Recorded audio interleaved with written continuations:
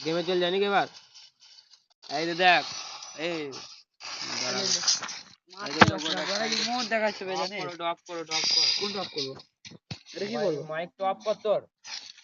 mic of করলে তো গেমের সাউন্ড যাবে লাইভে বুঝলি এখানে নাকি হ্যাঁ এটা অফ